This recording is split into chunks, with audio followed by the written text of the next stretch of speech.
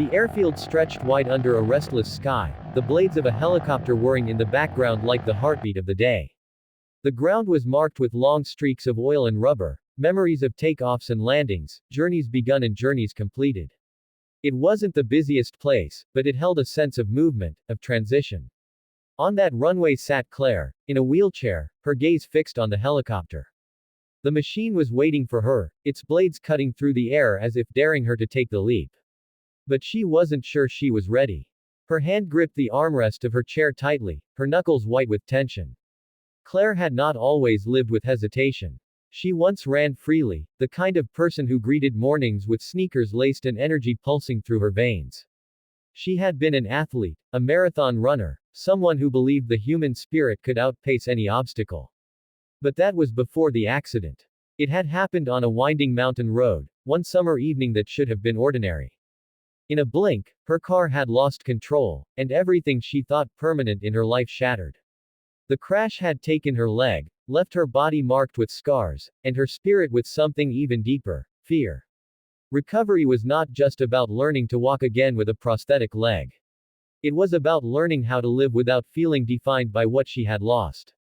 For months, Claire went through therapy, surgeries, and endless stares from people who did not understand what it meant to rebuild yourself from pieces. Some days, she found courage. Other days, she found only emptiness. And now, with this helicopter waiting, part of a program designed to help survivors reclaim freedom, she wondered if she was truly strong enough. "Looks like you're thinking pretty hard," a voice said beside her.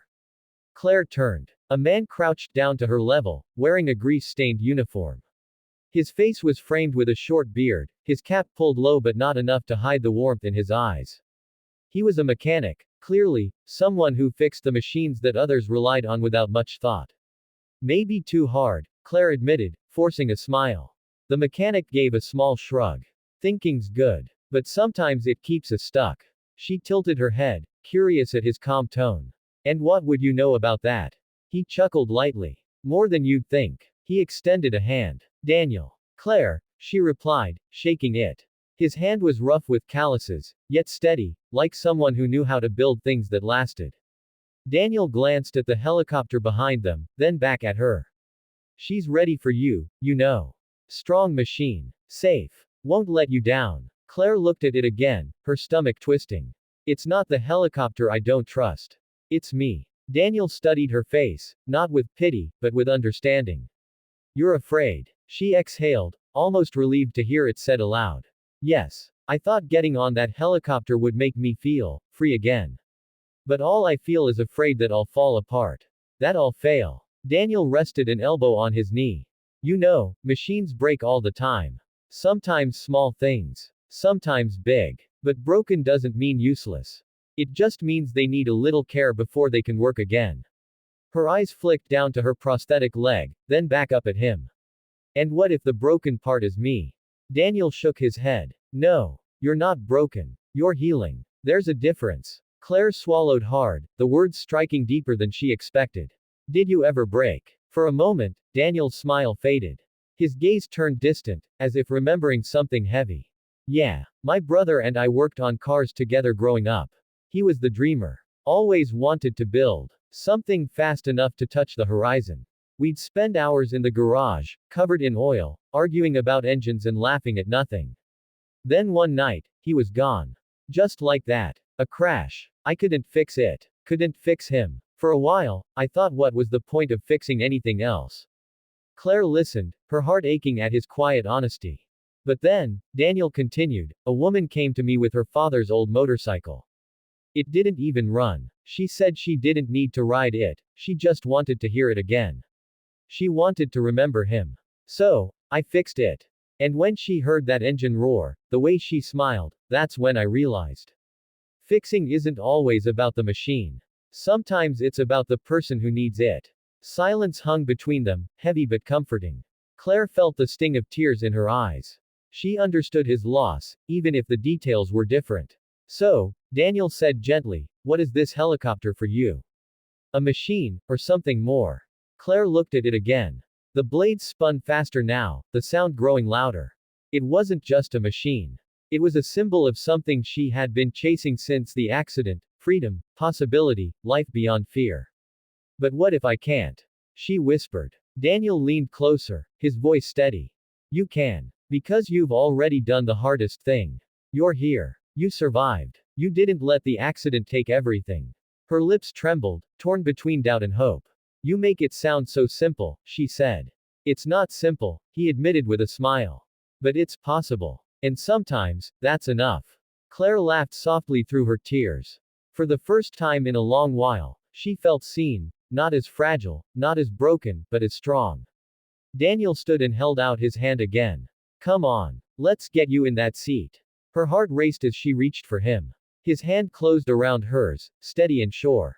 With his help, she rose from the chair. Each step toward the helicopter felt heavier than the last, but with him beside her, it was bearable. The pilot waited, giving her a nod as she climbed inside. Her hands shook, her breath came fast, but she did it. She sat, strapped in, the world outside waiting. The helicopter lifted, and Claire's chest tightened. The ground slipped away, shrinking beneath her. The air pressed against her skin, the noise filling her ears. For a moment, fear clung to her. But then she looked out at the horizon, endless, open, vast, and something inside her shifted. She felt weightless. Not just because of the flight, but because the heaviness of doubt began to lift. For the first time in years, she felt possibility again. On the ground, Daniel stood with his cap tilted back, watching the helicopter rise. A quiet smile spread across his face. He didn't need thanks. Watching her fly was enough. Claire pressed her forehead to the window, looking down. She saw him below, a steady figure on the runway, hand raised in a small wave. Her chest ached with gratitude. He hadn't given her wings. He had simply reminded her she still had them. When the helicopter landed, Claire stepped down slowly, her prosthetic leg firm against the ground. She stood taller than she had in years. Daniel met her halfway, his eyes asking the question he didn't speak aloud. Claire's smile answered it. Thank you. You don't owe me thanks, he replied gently. You did this yourself. But Claire shook her head. No. You reminded me I still could. The clouds parted, sunlight spilling over the airfield in a golden wash. Claire breathed it in deeply, feeling alive in a way she thought she had lost forever. For Daniel, it was another reminder of why he did what he did. Machines mattered, but people mattered more. Kindness, quiet, simple, and real, could fix more than engines. It could fix hope. And for Claire, the journey of recovery no longer felt impossible. It felt like the start of something new. She had fallen, she had broken, but she had risen. And with each step forward, she carried the truth that had been given to her that day. Being broken was never the end.